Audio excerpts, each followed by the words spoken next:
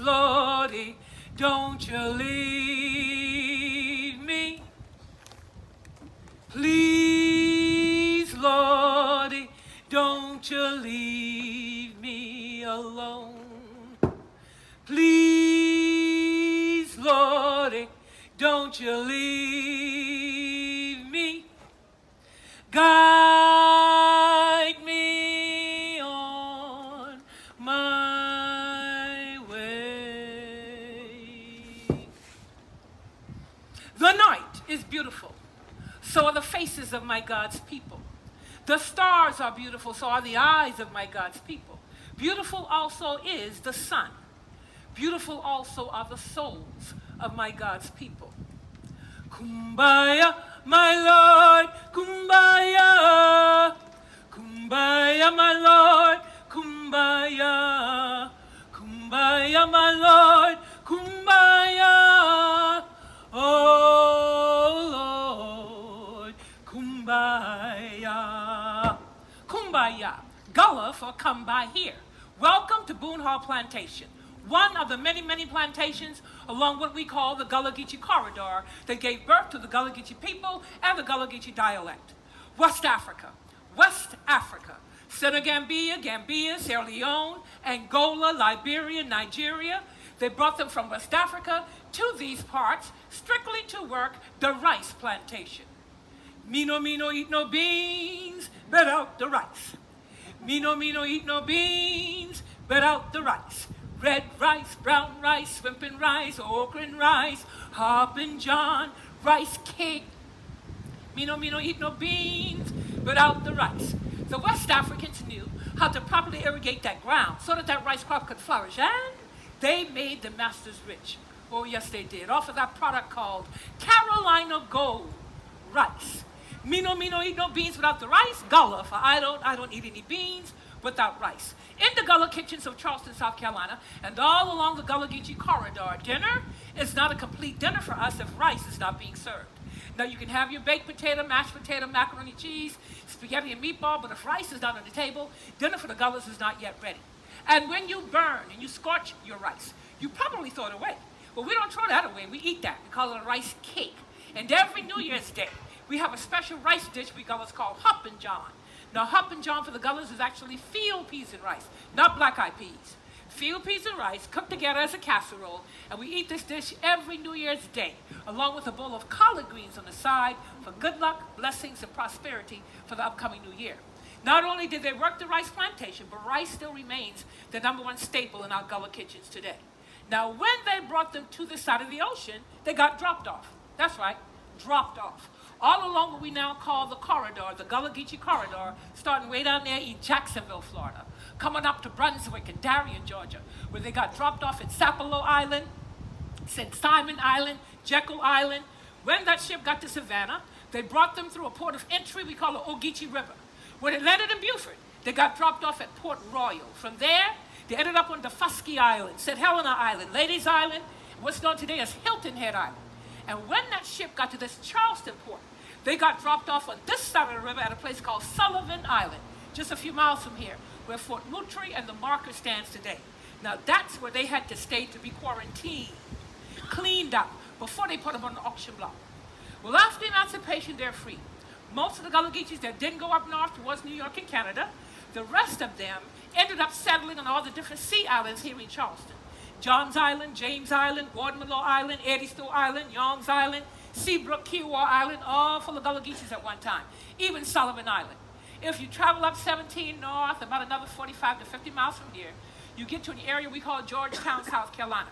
Now, Georgetown, too, was well known for their many rice plantations back in the day, more so than Charleston was at one time. Michelle Obama's great-great-grandpappy, her mother's great-grandfather, was born, lived, and worked that rice plantation in Georgetown, and that plantation was put on the market about 15 years ago. You travel outside of Georgetown, you get to an area we call Pawleys Island. And between Pawleys Island and Myrtle Beach, there's another little island we call Sandy Island, S-A-N-D-Y, a little small island off to the left side of the road going north, full of Gullah Geechees, but they don't want no bridge built on their island. And all these years, the only way they've been getting around has been by their own means. But about 5 years ago, they made an appeal to the federal government for funds so that they could have purchased their first official ferry. And about 3 years ago, they were donated a pontoon so that they'd be able to transport the children from off the island to the nearby schools in Georgetown County. You travel outside of Myrtle Beach, you got Little River, South Carolina, Little River, North Carolina, and Wilmington, North Carolina. And we call that entire stretch from Jacksonville, Florida, to Wilmington, North Carolina, and some parts of Virginia, the Gullah Geechee corridor, the port of entry for the West Africans brought to these parts of the Americas in slavery. Now, I know you've read and heard, or possibly not read and not heard, the stories about what happened to them when they first got to this side. How they got beat, how they got flogged, how they got their limbs cut off when they tried to run away. Oh yeah, all them things happened, even some worse. But as a people, there was nothing they could do back in the day but keep the stories in their hearts, sing their songs, do their dance, make merry whenever they got a chance. That's how they survived. Now keep in mind, you had a few of them fellas that got treated okay by the master because they worked for him in some special capacity. But for the average slave, on the many different plantations, they did endure harsh and severe mistreatment. But eventually, that too had to let up so that they could get the work done that they were brought to this side to do. Now, Boone Plantation, at one time, was just somebody else's piece of land. Major John Boone, an Englishman, coming all the way from Barbados, and bringing along with him from Barbados his own set of slaves. Well, he acquired portions of this property through what we call a land grant, and that was back in 1743. He was also given 468 acres as a wedding gift after he married the general's daughter, General Patey's daughter, Elizabeth Patey.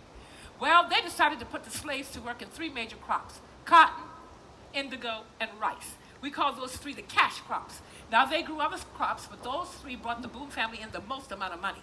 And out of those 3, the bigger of the 3 for the Boone family back during the latter part of the 1700s, it was actually the indigo. Now, indigo is a plant brought to the Americas from the West Indies. And this plant produces a blue and purple dye. Well, back in the day, them fellas would have to get up early every morning and collect urine by the bucketfuls. The urine back then was used in the fermenting process of that indigo dye. Well, Mrs. Boone falls sick, passes away. Master Boone eventually passes away, and their son Thomas Boone inherits the entire plantation. Now, Thomas was one of about 9 children, but he was given the entire plantation as well, but only kept it for a few years. He eventually sold everything, lock, stock, and barrel. It changed his hands a few times, and then during the early 1800s, the Hallbacks came to Boone Hall. Mr. Hallback was from Germany. Coming to the plantation, he decided that he wanted to go into the brick-making business alongside the farming. So he sent for his 2 sons and 1 brother. They all came over, and the slaves under the Hallbacks, them fellas was putting out millions of brick off of Boone Hall every year, providing brick for what stands today as many, many of our historic buildings, historic homes, historic churches, historic streets, historic sites, scattered all across Charleston, other cities across the state, and outside the state of South Carolina. When we talk about original brick made by slave hands, all 9 of these brick slave cabins, and there were more, all this brick handmade, pressed by slaves right here at the plantation. The brick quarry was actually located on the backside of the plantation. The Cotton Gin House, that's the long building next to the parking lot. Now, all of that building is original brick. In that building is where they housed the invention, the cotton gin. And the purpose of the cotton gin basically was to help pull the seed out of the cotton. Now, picking cotton, you had to open up the ball of cotton, pluck out those tiny little seeds, and slave fingers and hands are just not getting it done fast enough. And that cotton gin sped up that process. That building also was a restaurant and a gift shop just a few years ago. But now the entire building is having to undergo major renovation before it can reopen again. And the oldest building on Boone Hall is located on the front yard of what we call the Big House. They call the Master's House the Big House. When you go through those 2 big black wrought iron gates, you take a look to the left side of the garden. You will see a circular-shaped brick building, cone-shaped roof, dirt floor, no window, no fireplace. We call that building the Smokehouse. Now, that's where they kept Master's meat fresh, because we had no refrigeration back in the day. And we did this thing called smoking the meat, curing the meat. Still being done in areas in South Carolina today, usually during the fall and winter months, anywhere from October to January. Well, back then, this is how the process went. They would kill the wild game: deer, turkey, quail, duck, geese, hog, pig. The fellas would then have to skin it, clean it, gut it out, salt that meat down heavily. They would then hang the heavily salted meat from the ceiling of the smokehouse, start a fire in the ground. This fire would burn night and day, and at times it would put that fire out, fan that smoke, and that heat rising up, consuming all that salted meat. We call it smoking, curing the meat, keeping that meat fresh and ready for one time for Master and his family needed to eat. Now, when we first get to the plantation, we used to eat the scrap off of Master's table. How so? Well, that little piece wasn't my story. That was my great-great-great-grandmother's story. Her name was Charity Martino. My great-great-great-grandmother came out of a slave family. Now, at emancipation, she was free. Sure enough free. But sure enough, didn't have anywhere to go and no means of getting there. So she and her family, like other slave families, too, decided to just stay on the plantation and work that farm for their room and board. But she told the family how at one time they would ring a bell. And at the ringing of that first bell, they would have to go to the trough where they fed the animals, and they would gather their food from the trough. Hand them out, hand them out, hand them out, stuffing food down their faces really fast. Why? Well, number one, they were hungry. Number two, they never knew whether they were going to get a second chance to get back to that trough that day. So they were trying to stuff as much food in that mouth as possible. Number three, once they rang that bell for the second time, it meant that your time in the trough was up. You had to hurry up and move away from the trough so that the next group of slaves could move forward and eat. Well, as the years progressed, when the grannies would see their children throwing food down their faces like they were starving, oh, it would unnerve them fellas, and they would get on you and, look, your children, why are you trying to choke your food down so fast? Slow down, you're eating. There ain't nobody ringing no bell now. Now, when master stopped to let them eat meat, they started eating off the leftover parts of the pig, hog, and the cow. That's why we as the people of my culture, especially in these parts, oh, we love to eat all parts of the pig. We cook with all parts of the pig, especially in our soup pots. Pig foot, pig tail, pig knuckle, pig ears, hog head cheese. We call that souse meat. The lining of the hog stomach, we call that tripe. We're still eating all of that today. The skin of that pig and hog, we fry that in the pigs and hogs on grease and oil. And we call it crackling. And yes, our pigs and hogs are still manufacturing their own oil. And it's not called Crisco, and it's not called extra virgin. It's called lard, L-A-R-D. Makes a really good seasoned meat. And how low can you go? Well, let's try the hog's intestines. We call them chitlins. Now, if you ever had a pot of chitlins a long time ago, when you put chitlins on the stove, you couldn't stay in the house while they were cooking. That's just how bad they smell. But in Charleston, you might have 2 to 3 restaurants that carry the chitlin pot. Why only 3? Because the chitlins, when you're dealing with chitlins, it's a very long cleaning process. A good 20-pound case of chitlins can take one person about a good 2 to 3 hours of thorough cleaning in order to render up a good tasting pot. But if you ever sip before a bowl of chitlins and they don't taste good on that first bite, Gullah rule number 1, don't bite no more. Not bite again, all right, Gullah. Now, at one time in this area, there were actually 27 brick slave cabins. 3 rows of 9 cabins each.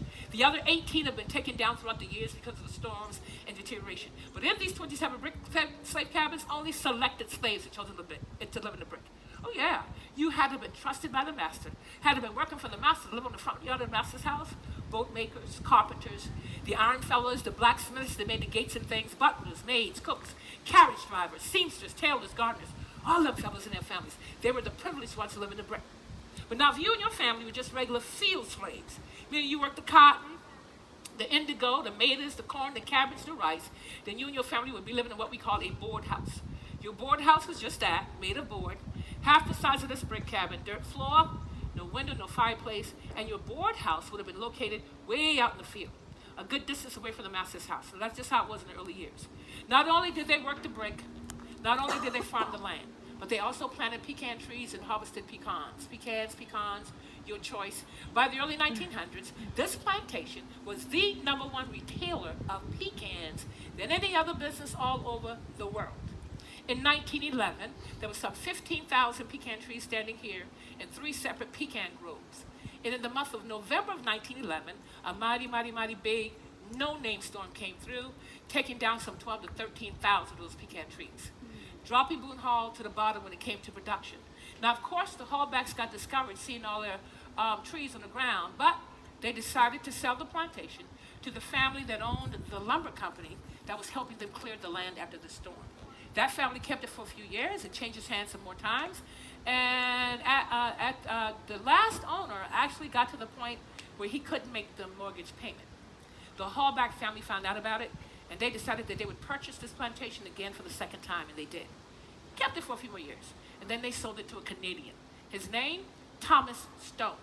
Mr. Thomas Stone was from Quebec, Canada, Canadian diplomat, retired naval officer, newlywed. Well, he and the new bride decided that they wanted to live on the plantation in the South. So they left New York City, traveling as far south as Florida, visiting plantations going down, and on their way back up, stopped in here. And in 1935, Mr. Thomas Stone purchased all of what was then 4,800 acres of plantation for $60,000. And one of the first things he did, started building the house that you see standing today. Today, you're sitting on 738 acres of what's left. Now, this house is the fourth house built on the plantation. Mr. Stone tore one home down prior to building this one. One was taken down by the storm in 1911, and the very first home was taken down by fire. Mr. Stone also built to my right the cotton dock. This is where they would bring all of the cotton, anything else that was grown, raised, made, produced on the plantation would have been brought here and packaged out to Charlestown.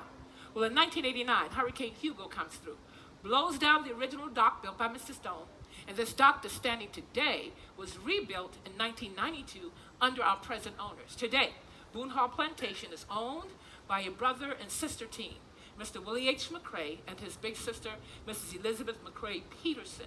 Their father, Mr. McCrae the senior, he's now deceased. He was a vegetable trader with the Caribbean islands, and he purchased this plantation in the year of 1955 as a gift to his wife. Mr. McCrae, their only son, he was only a year old when he first came here in 55 with his parents, and their only daughter, Miss Elizabeth, was 11 years old when she first came. She now lives in California. She's an accomplished musician. Mr. McCrae resides in Charleston and sees about the everyday workings of Boone Hall Plantation. When you get an opportunity, do take a peek down to the cotton dock.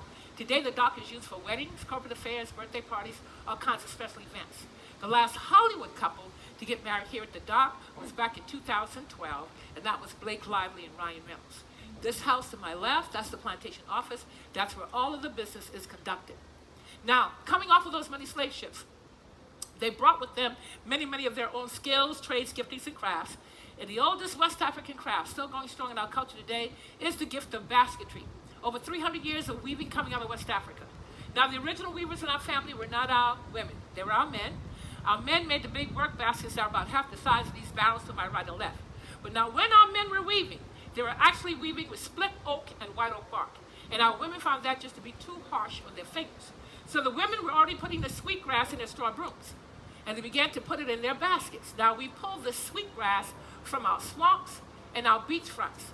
And it's called sweetgrass because while it's growing, it has a very sweet odor to it.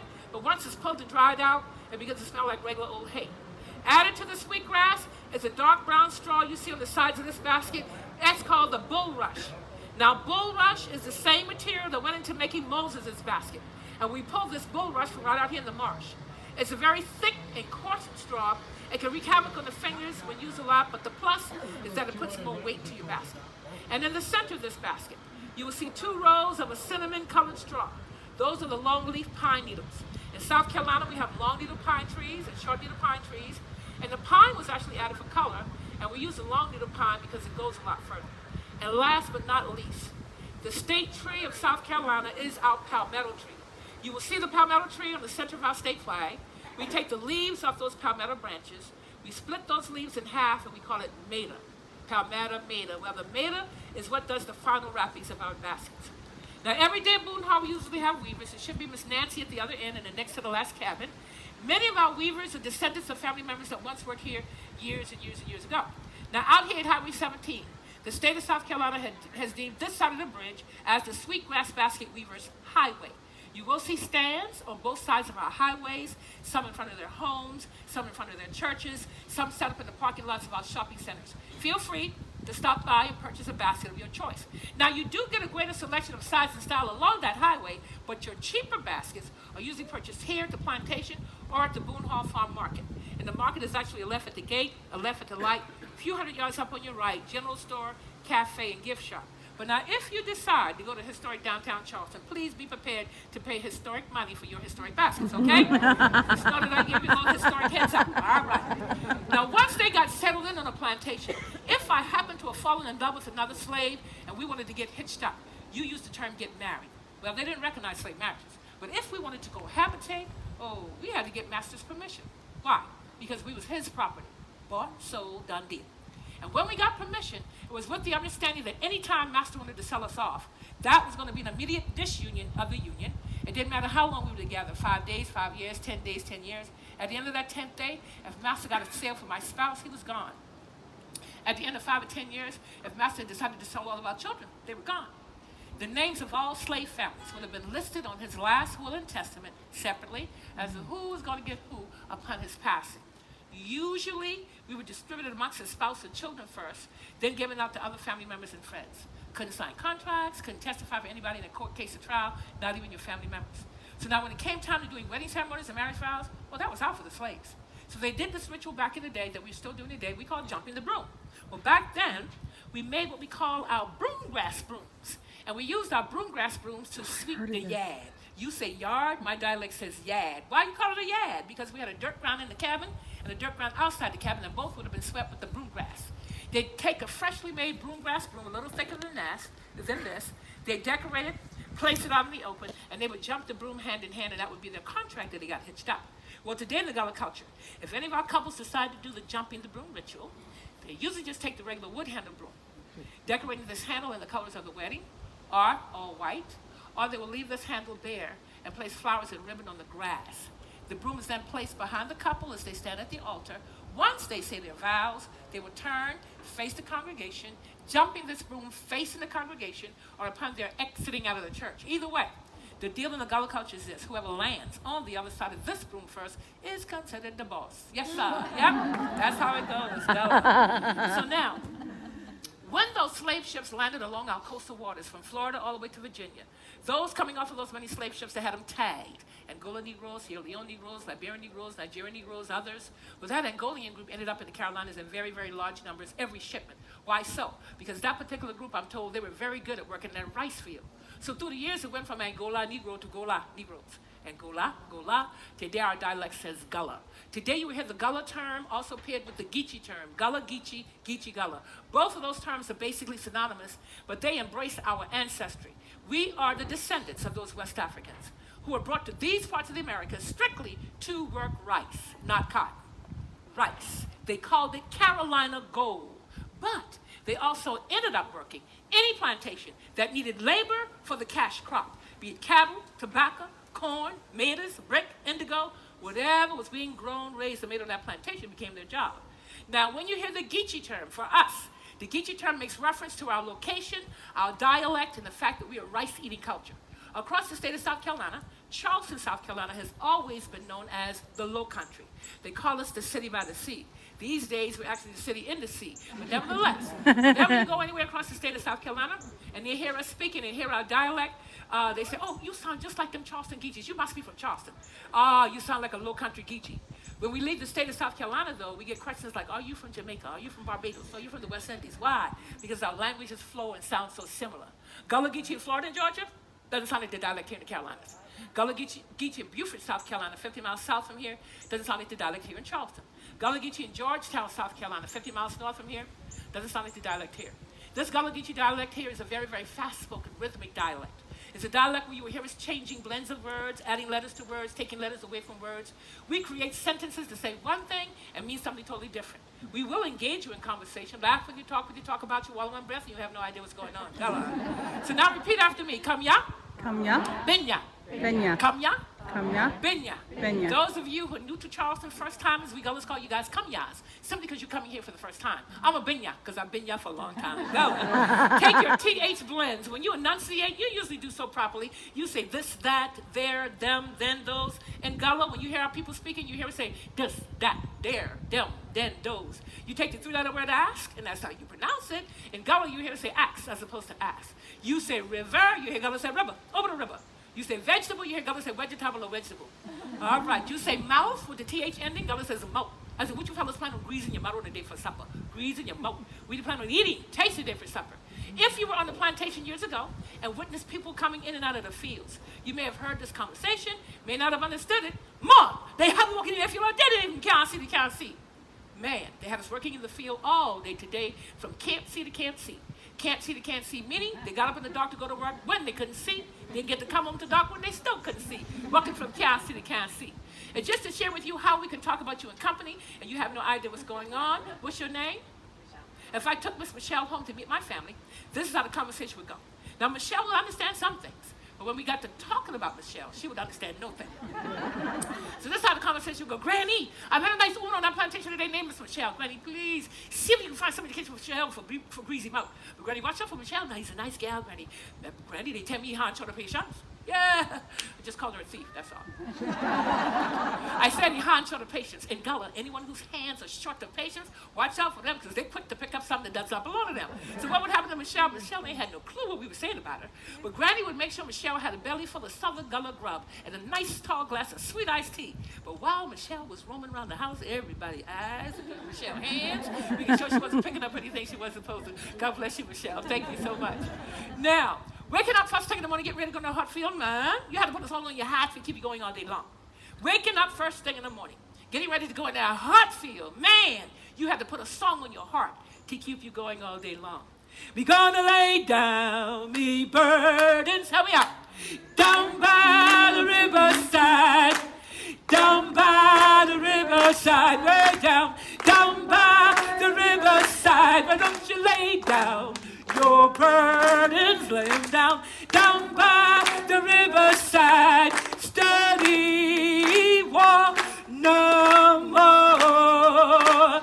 We ain't gonna study war no more. We ain't gonna study war no more. We ain't gonna study war no more. We ain't gonna study war no more. We ain't gonna study war no more. We ain't gonna study war no more. Now, when Master heard them fellas singing, he just knew that he was going to get a whole lot of work out of them that day in the field, and he usually did. But one thing the Masters never figured out, many, many a times when they would be singing songs on the plantation, they would actually be singing out messages through their songs to the rest of the slave community. So if you woke up one morning and you happened to hear them holding on to this one song all day long, morning, afternoon, evening time, same song all day, oh, you better believe that was a message. Wait in the water, wade in the water, children, now wade in the water. God's a gonna trouble, God's a gonna trouble, God's a gonna trouble the water. Message. There was going to be an escape that night. It was going to happen by, near, and through the waters. Or you may have heard, swing low, sweet chariot, coming for to carry me home. Swing low, sweet chariot, coming for to carry me home. Home where? To freedom. What was coming? That night, the Underground Railroad was going to be passing through that plantation to pick up anybody who wanted to get on. And if you wanted to get off that plantation, you needed to make sure you and your family were ready. That was the message. Boone Hall Plantation has been shut down for the filming of 3 movies, North and South, Queen, Alex Haley's sequel to Roots, and The Notebook. If you view any of those 3 movies, you will see this plantation in living color. Every Memorial Day weekend in the city of Beaufort, South Carolina is the Gullah Festival. 3 days of singing, dancing, storytelling, played out usually at the Beaufort Riverfront. Beaufort is actually a 50-mile drive from downtown Charleston. Highway 17 South, straight till you get to the roundabout, and the roundabout will take you right into Beaufort. You can come on back that same weekend because the Spoleto, our 2-week Spoleto Festival opens up here the same weekend. Every second weekend in November is our Heritage Festival. That's where all the Geechee Gullahs gather out on St. Helena Island, and we gather in our African regalia, and we parade to the Penn Center. So what's the Penn Center? The Penn Center is a small plantation that was purchased by the Quakers after emancipation as a place where the newly freed slaves could be trained for employment in areas of brick masonry, carpentry, midwifery, sewing, and all those good skills. And it also became the retreat place for Martin Luther King. That's where he would always go before any major speeches and marches. It's called the Penn Center. St. Helena Island sits between the town of Beaufort and the Paris Island Marine Base. So if you get an opportunity, do check it out. Again, if you go out of this gate, make a left at the gate, just a few rows down, you'll see the sign that says Charles Pinckney site. Charles Pinckney was one of the signers of the Declaration of Independence, and their site is on the historical map, and it's free for entrance. So if you get an opportunity, do check it out, but they're closed on Mondays. They're open every other day of the week. We also have a world-renowned Gullah artist here. His name is Jonathan Green. Jonathan is actually from St. Helena Island, but he spent his great days in New York City, moved back home maybe about 10, 12 years ago, and he has an awesome studio right here on Daniel Island. He has some of his works in downtown Charleston. So now, exited the plantation at emancipation, they basically left the plantation illiterate. They left not knowing how to read and write. They left not knowing where they were born or when they were born, no record kept and no record given. My grandfather died in 1963 at the age of 58, and he died then, not ever knowing where he was born or when he was born.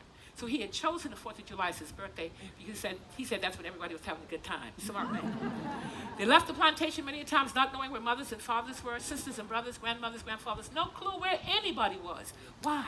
Because there were so many times that they were sold away from each other, traded away from each other, and many, many times taken away from your mother at birth and given or sold away. That was the plight of many of our ancestors at emancipation. So when emancipation came, and we began to learn how to read and write, the Bible becomes a center part of the Gullah Geechee household. Today, most of our Gullah households, you will find the Bible in the front room. What's the front room? What you call your living room? We Gullahs call the front room. Today, we have a Gullah Bible. It's called the New Testament. And you might ask, well, how in the world did they get to the Bible? Well, when they first came to the plantation, they brought with them their own form of worship. And the name is animism. It makes reference to those tribes from Africa that worship creation, not a creator. Sun, moon, stars, trees, clouds, animals. Once they got on the plantation, they would steal away, sneak away in the wee hours of the morning. We call it 4-day clean. 4-day clean meant the early hours before sunrise. They would go into the brush areas, do their circle dances, ring shouts, and call outs, but Master found out, and that was forbidden. Eventually, many of the plantation owners began to build churches on their plantations, and the slaves were required to attend. How so? Because of the push of the clergy. They wanted to make sure that the slaves knew about the Master's God. Problem? They didn't feel comfortable having the slaves worship alongside them. So they built for the slaves these one-room shanties we call praise houses. The very last cabin on your way back is a sample of a praise house. When they left the plantation at emancipation and went into building their own communities, they did not build churches. They built praise houses, replicas of what they had on the plantation. And they were not denominational, they were just numbered. Praise house number 1 in one area, praise house number 2, and so on. Today we have a Gullah Bible. It's called D-E-N-Y-E-W, the New Testament. This particular Bible was transposed in Gullah during the early 70s through Wycliffe publishers and a few specialists in the Gullah dialect. So in closing today, I'd like to share with you the Our Father prayer as written in Gullah. You can pick up a Gullah Bible from the cafe here, the market on 17, and in downtown Charleston at the open air market. We have a Gullah Geechee family, the Taylor family, that carries a lot of the Gullah Geechee paraphernalia. So here goes.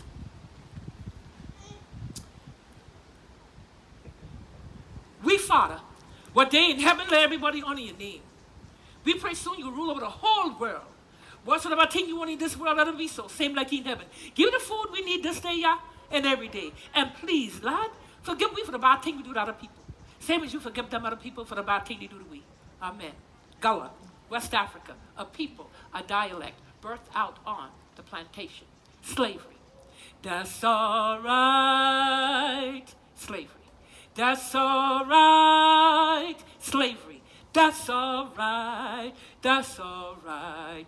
Long's my soul got a seat up in the kingdom. That's all right.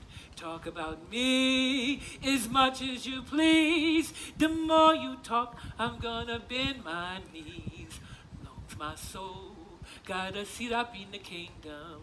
That's all right. Your story. My story. Our story. Your story. My story. Our story. Your story. My story. Our story. His story. History. The night is beautiful. So are the faces. So are the faces. So are the many, many faces. Faces. So are the many, many faces. Faces. So are the many, many faces.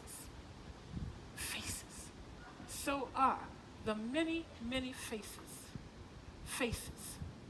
Faces. So are the many, many faces. Faces. So are the many, many faces.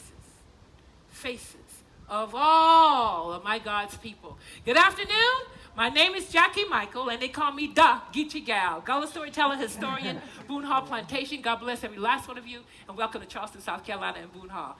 Enjoy the rest of your day, guys. Thank you. Thank you. Enjoy the rest of this day. Yeah.